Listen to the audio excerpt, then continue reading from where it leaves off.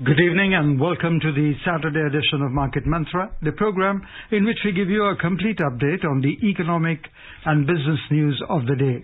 Today we'll be taking calls from you, our listeners, and any queries that you may have on economic, business and stock market news. But do remember that we don't address stock or company-specific queries.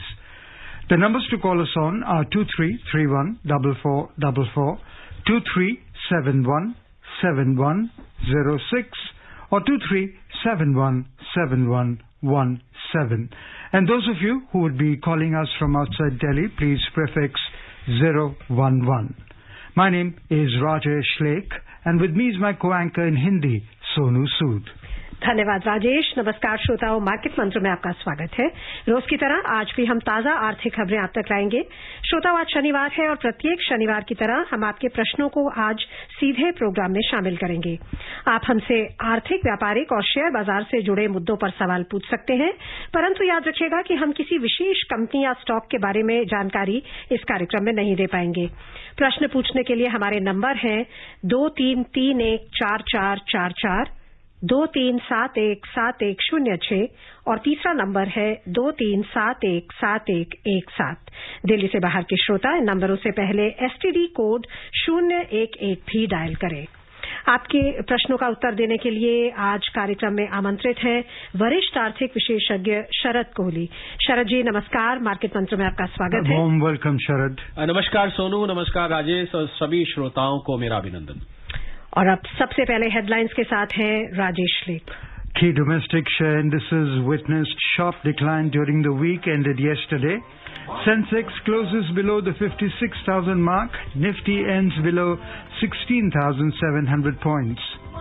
Rupee depreciates 63 paise against the dollar this week, and the U.S. share markets log robust gains. कल समाप्त कारोबारी सप्ताह के दौरान प्रमुख घरेलू बाजार सूचकांक भारी गिरावट में रहे। सेंसेक्स 56,000 के स्तर से नीचे बंद हुआ। निफ्टी 16,700 से नीचे आ गया। रुपए के डॉलर के मुकाबले 63 पैसे की साप्ताहिक गिरावट दर्ज हुई और अमेरिकी शेयर बाजारों में भारी मजबूती हुई दर्ज।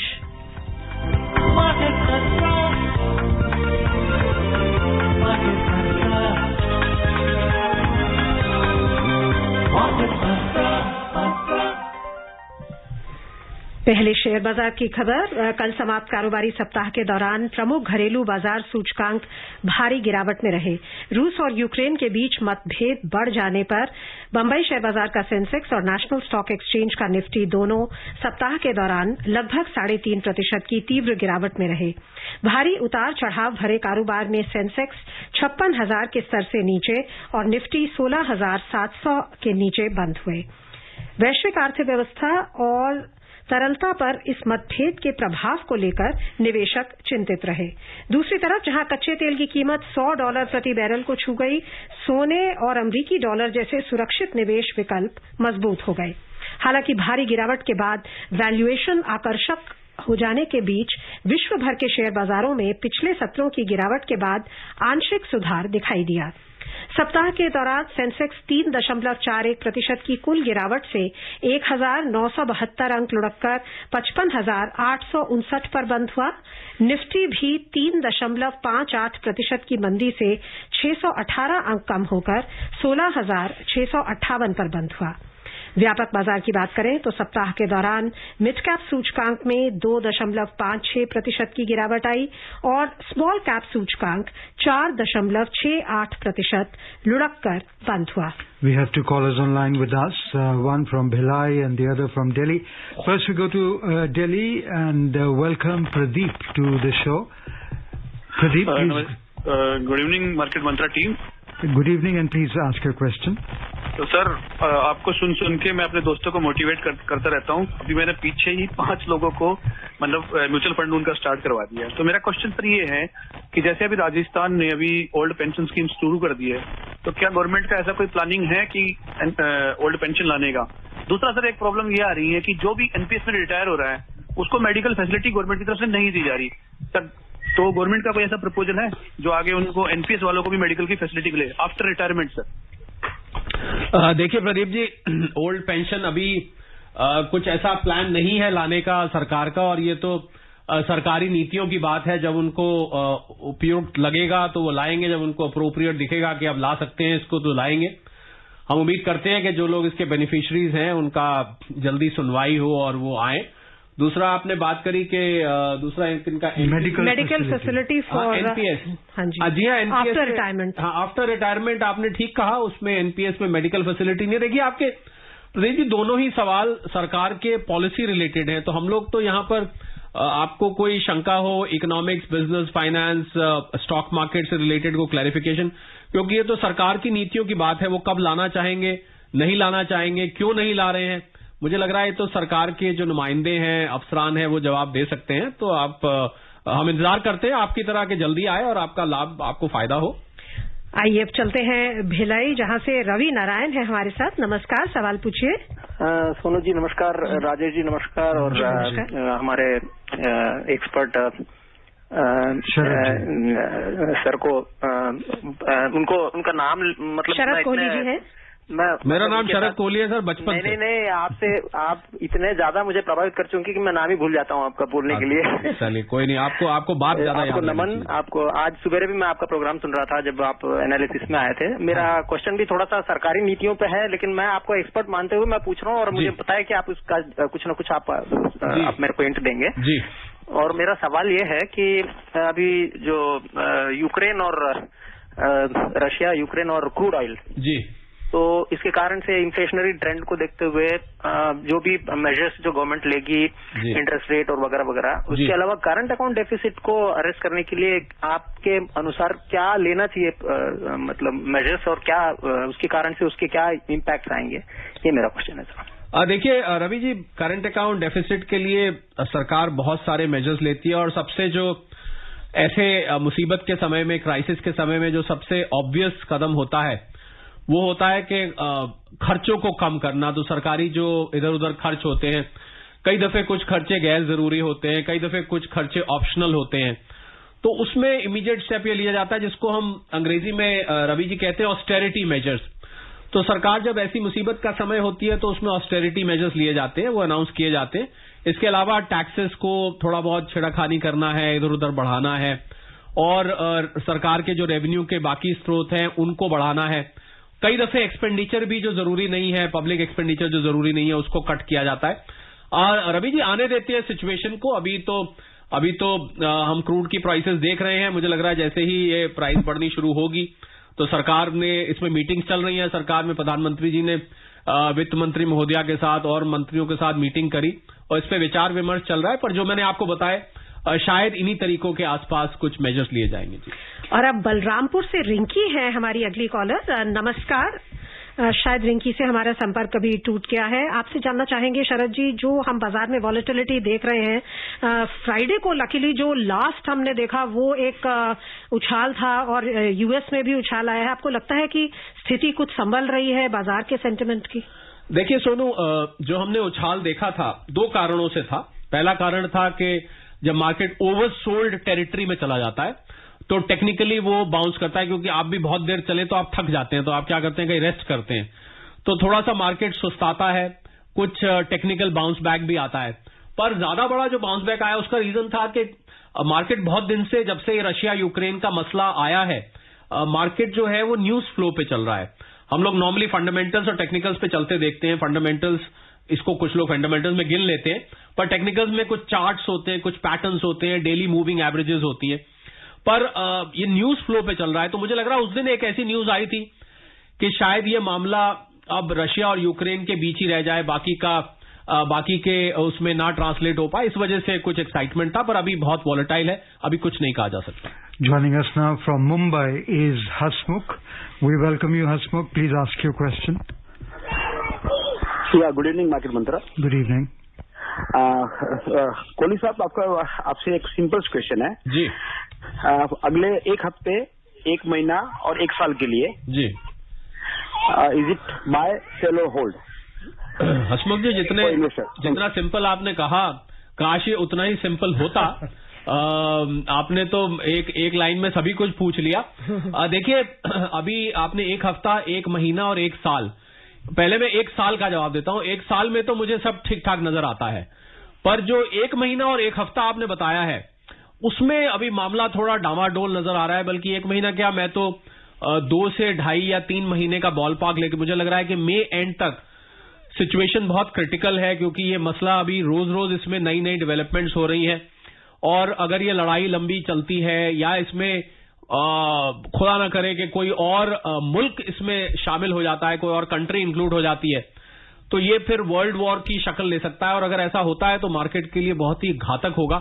तो मुझे लग रहा है 1 हफ्ता और 1 महीने का तो मैं निश्चित तौर पे आपको, बल्कि दोनों ही निश्चित कहता हूं, अभी मार्केट बहुत वोलेटाइल रहेगी, झटके खा सकती है, बाउंस बैक्स भी आएंगे, बिल्कुल एक बाउंसी बॉल की तरह ऊपर नीचे जा सकती है और नीचे जाने के चांस काफी हद तक लग रहे हैं। 1 साल में मुझे लग रहा है कि स्टेबलाइज हो जाएगा मामला।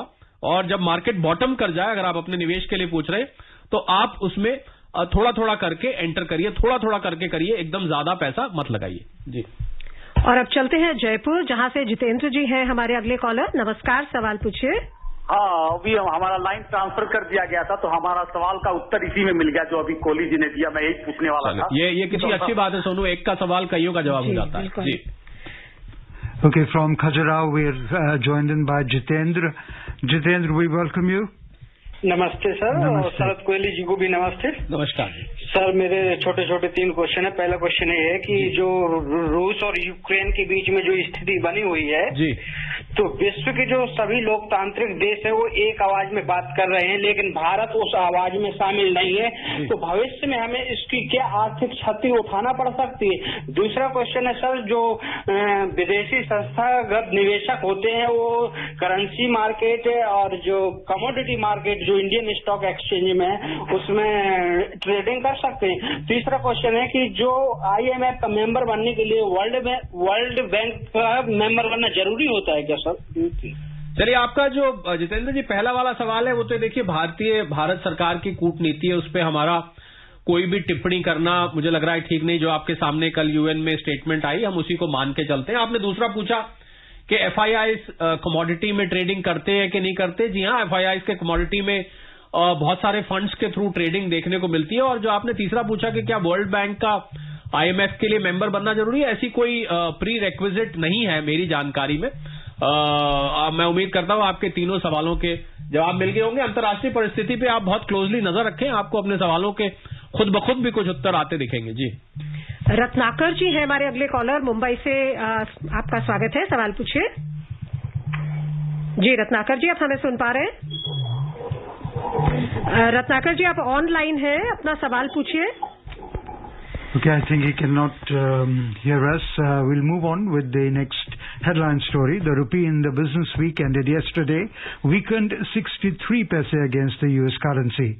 The local unit fell amid plunging in the domestic share markets and strengthening in the dollar amid Russia-Ukraine conflict. During the week, the domestic currency slipped to close at 75 rupees and 29 paise per dollar. The dollar index, which indicates the US dollar's strength against a basket of 6 other leading currencies, yesterday finished at 96.62. और एक विराम लेंगे और उसके बाद हम फिर से रत्नाकर जी से बात करेंगे। उपभोक्ताओं तक पहुंचने का सुलभ और सस्ता माध्यम है आकाशवाणी। आकाशवाणी के विभिन्न केंद्रों से कीजिए अपने उत्पादों और सेवाओं का प्रचार विज्ञापनों के माध्यम से। लोकल और राष्ट्रीय स्तर पर कीजिए अपने बिजनेस का विस्तार, क्योंकि आकाशवाणी में विज्ञापन बुकिंग हुई बहुत ही आसान। अब घर, दफ्तर या दुकान पर बैठे बैठे आप कर सकते हैं विज्ञापनों की बुकिंग। डायल कीजिए 870-001-4242। नंबर एक बार फिर नोट करें, 870-001-4242।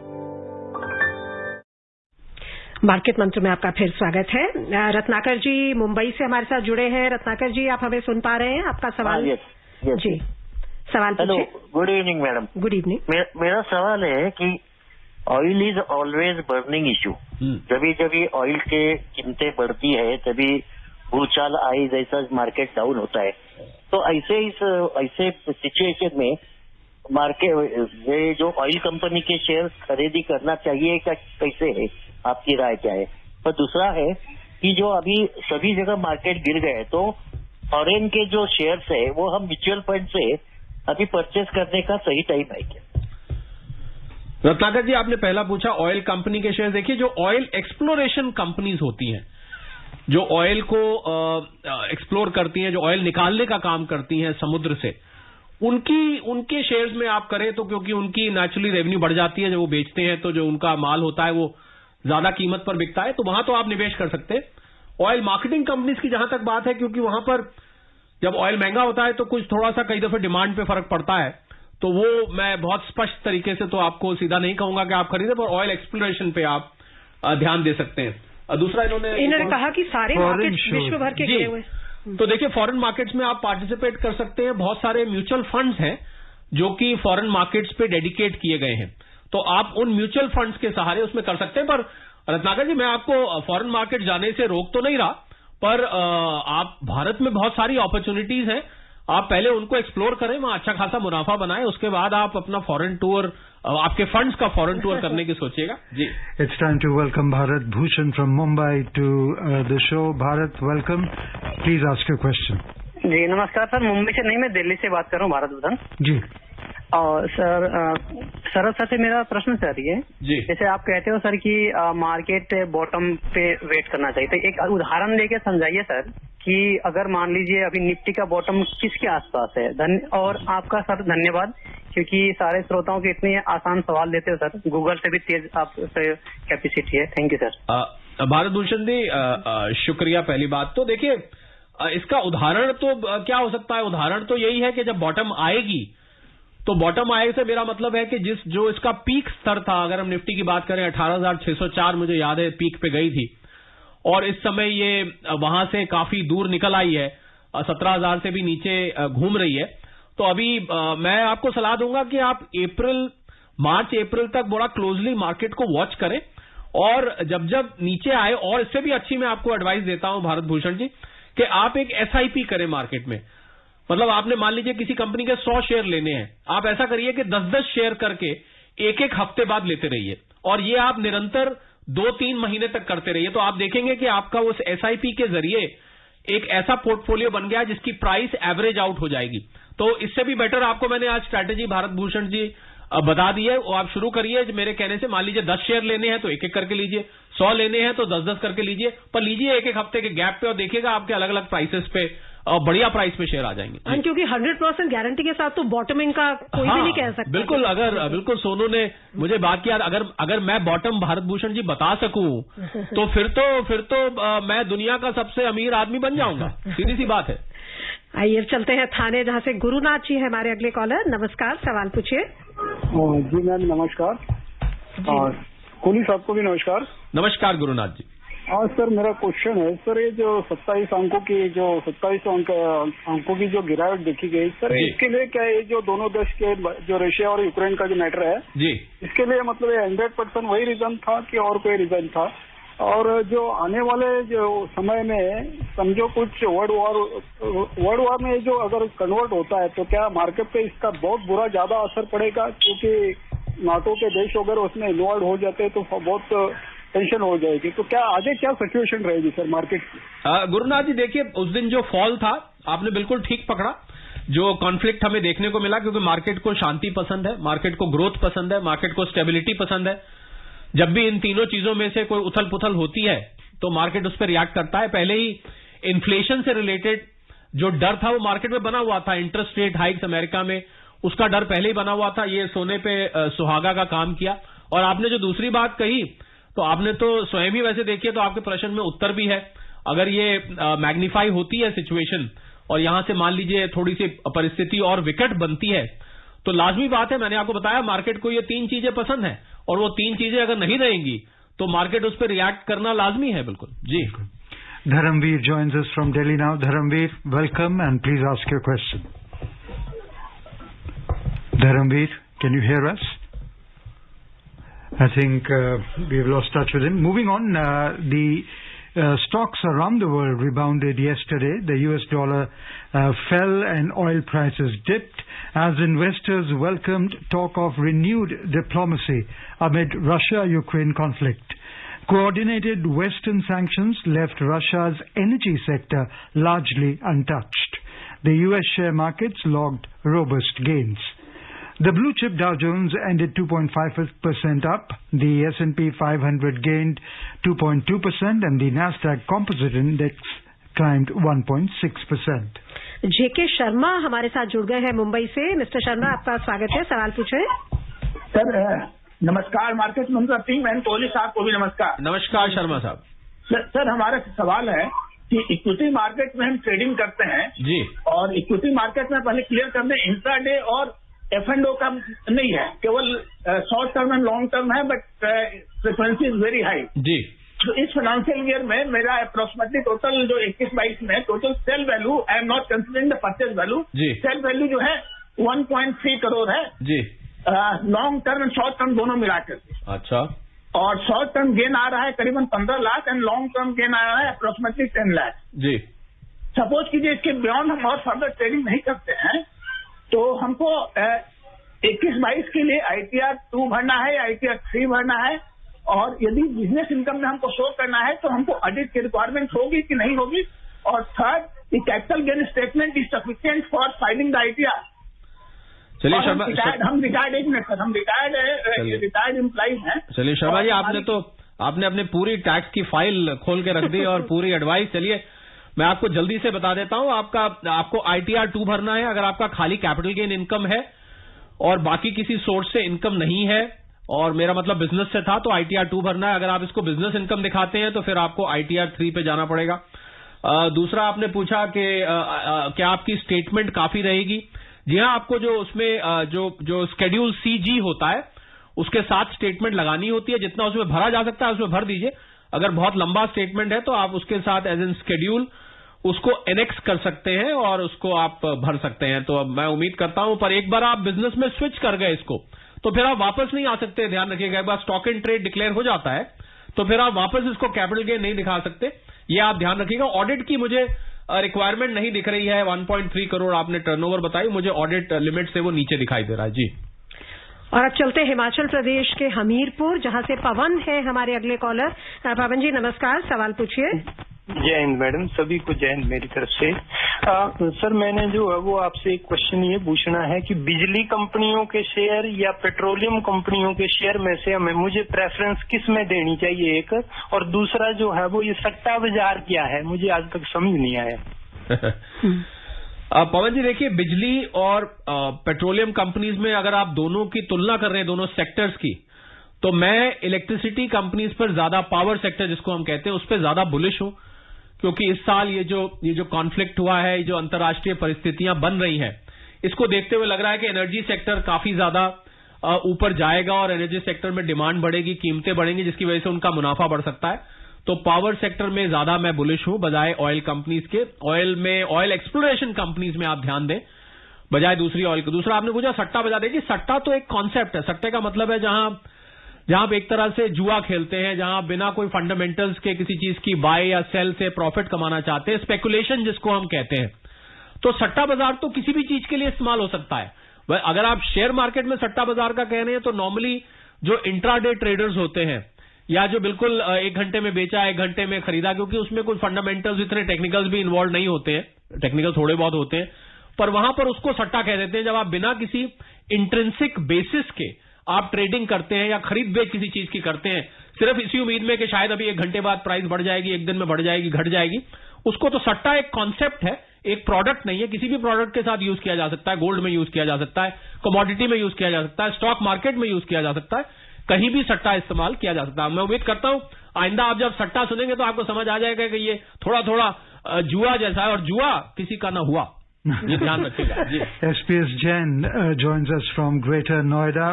Welcome, Mr. Jain. Please ask your question. Kohli साहब को नमस्कार और मार्केट टीम को नमस्कार। नमस्कार जैन साहब। कोहली साहब, आपने 2 सवालों के जवाब तो मुझे अभी मिल गए, एनर्जी सेक्टर और ये बाउंस बैक जी। लेकिन एनर्जी सेक्टर में भी आगे एक इसका क्या भविष्य है, ग्रीन एनर्जी, क्योंकि एक बहुत बड़ी कंपनी ने अपने प्लान्स अनाउंस किए हैं जी। तो 3-4 साल के लिए अगर करना है, 5 साल के लिए, तो ग्रीन एनर्जी का सेक्टर कैसा रहेगा? जैन साहब, आपके सवाल में ही आपका जवाब भी छुपा हुआ है, और अंदर से आप जानते हैं कि ये बहुत बढ़िया रहेगा। और मुझे वो आपकी खुशबू आ रही है ये सुन के कि आप जब ये चाह रहे हैं कि मैं भी उस पर स्टैंप लगा दूं अपनी, जी हाँ, बिल्कुल। ग्रीन एनर्जी सेक्टर बहुत बढ़िया रहेगा 3-4 साल के लिए, तो और भी बढ़िया रहेगा। लंबी अवधि के लिए तो जैन साहब कोई मुकाबला ही नहीं है। एक तो ग्रीनरी, ऊपर से लंबे पीरियड के लिए, ऊपर से कोई अच्छी कंपनी की बैकिंग हो, तो मुझे लग रहा है सारी रेसिपी है एक बढ़िया डिश बनाने की। बिल्कुल लीजिए और कर दीजिए आंख बंद करके। जी। और अब नोएडा से रजनीश है हमारे अगले कॉलर। रजनीश जी नमस्कार, सवाल पूछे। नमस्कार to Market Mantra team and thank you for providing so much knowledge for the market area. Sir, मेरा एक क्वेश्चन बड़ा सिंपल है। मैं बिल्कुल नया हूँ मार्केट में, तो जो भी नॉलेज हो रही है वो आपके प्रोग्राम से ही हो रही है। थोड़े टाइम से इन्वेस्ट भी कर रहा हूँ सर, लेकिन मेरा एक डाउट आता है सर बार बार कि जैसे एक आज से 10-12 साल पहले प्रॉपर्टी की मार्केट हुआ करती थी, सब लोग प्रॉपर्टी में इन्वेस्ट करते थे जी, कभी सोने में इन्वेस्ट करते थे, फिर प्रॉपर्टी से रिटर्न खत्म हो गया, सोने से रिटर्न बीच बीच में खत्म हो जाता है। ऐसे ही अब आप लोग भी बताते हैं कि रिटेल इन्वेस्टर बहुत सारे जुड़ रहे हैं मार्केट में, काफी पैसा आ रहा है मार्केट में। तो हम जो रिटर्न सुनते आ रहे हैं पीछे के 2-4 सालों में जी, तो क्या वो जब बहुत सारा पैसा या बहुत सारे लोग मार्केट से जुड़ जाएंगे तो वो रिटर्न उतना नहीं रहेगा क्या? बहुत बढ़िया सवाल पूछा है रजनीश जी आपने, और बहुत सारे लोगों का ये सवाल होना चाहिए, मैं मानता हूं। देखिए, कोई भी निवेश का संसाधन हमेशा कांस्टेंट नहीं चलता है। तो आपने शेयर मार्केट की बिल्कुल ठीक नब्ज पकड़ी है कि 1-2 साल बहुत अच्छा चला, कभी कभी बीच में 1-2 साल डिप्रेसिंग भी हो सकते हैं, 1-2 साल कम मुनाफे के हो सकते हैं, 1-2 साल लॉस के हो सकते हैं, 1-2 साल कंसोलिडेशन के हो सकते हैं। तो ये मार्केट का, यही तो मार्केट की खूबसूरती है, कभी ऊपर कभी नीचे। इसीलिए रजनीश जी हम लंबी अवधि के निवेश की सलाह देते हैं। जो लॉन्ग टर्म इन्वेस्टर है, जो लंबी रेस का घोड़ा है, वो घाटा खाने का उसका चांसेस लगभग ना के बराबर होता है। अगर आपने अच्छा सेक्टर, अच्छी कंपनी चुनी हुई है तो लंबी अवधि में आपका प्रॉफिट गारंटीड है। पर हां, आपने बिल्कुल ठीक पकड़ा, कभी मार्केट, आप ये मत सोचिएगा कि मार्केट मंत्रा सोच के आपको सुन के प्रॉफिट हो रहा है तो ये मार्केट, क्योंकि मार्केट मंत्रा बोलते हैं तो ऊपर ही ऊपर जाता रहेगा। कभी ऐसा हो सकता है कि कोई साल अच्छा ना जाए, उसके लिए तैयार रहना चाहिए। और आप लंबी अवधि के लिए करें तो आपको उस शॉर्ट टर्म लॉसेस से 1-2 साल से भी फर्क नहीं पड़ेगा। 3 से 5 साल का आप नजरिया रखिए, अब मार्केट आपको अमूमन प्रॉफिट लाके देगा। आपने पावर सेक्टर की बात की थी। हमारे साथ एक कॉलर जुड़ गए हैं, सतीश चंद्र दिल्ली से। उनका कॉल ले लेते हैं, बहुत कम समय है सतीश जी, जल्दी से अपना सवाल पूछिए। ठीक है। कौरी साहब नमस्कार, मेरा सवाल ये है कि इन्वेस्टर एजुकेशन फंड में ऑफिस को विजिट किया था मैंने, यहाँ पे पार्लियामेंट स्ट्रीट। जी। उन्होंने बड़ा लंबा प्रोसीजर बता दिया, इंडेमनिटी बॉन्ड, और ये 3-4 महीने लगेंगे। हाँ जी। और अच्छा, ये पहला क्वेश्चन ये है कि ये इतना कम्बरसम क्यों है, और दूसरा क्वेश्चन ये है सर कि ये गलती से मेरी कोई मिस्टेक नहीं है और उन्होंने इन्वेस्टर एजुकेशन फंड में डाल दिए, तो इसका क्या अल्टरनेटिव, आई मीन क्या एक्शन वी कैन टेक आगे? चलिए, क्योंकि समय कम है सतीश जी, देखिए प्रोसीजर उनका, क्योंकि इंडेमनिटी इशू होती है, क्लेमेंट की वेरिफिकेशन होती है, इसलिए वो कार्रवाई उनको करनी पड़ती है। पर आपको पैसा मिल दे रहा है, दुरुस्त आए सतीश जी, कम से कम मिल तो रहा है, आपको प्रोसीजर पता लग गया, आप ठीक जगह पहुंच गए, हमें इस बात की खुशी है। पैसा मिलेगा जब तो हमारे लिए एक लड्डू जरूर भेजिएगा। Quickly, how do you see the week? Well, week looks very volatile, Rajesh. Very volatile, highly unpredictable and highly reactive to the news, if I summarize. समय समाप्त हो गया है, सो हम आपका धन्यवाद करना चाहेंगे शरद जी, आप आए और इतने तफसील के साथ सारे जवाब दिए। और हमारे सभी श्रोताओं का भी बहुत बहुत धन्यवाद इतने उत्साह के साथ इस कार्यक्रम में भाग लेने के लिए। And before we close the headlines once again, key domestic share indices witnessed sharp decline during the week ended yesterday. Sensex closes below the 56,000 mark, Nifty ends below 16,700 points. Rupee depreciates 63 paise against the dollar during the week, and the US share markets log robust gains. That's all we have in this edition of Market Mantra. Till tomorrow, goodbye.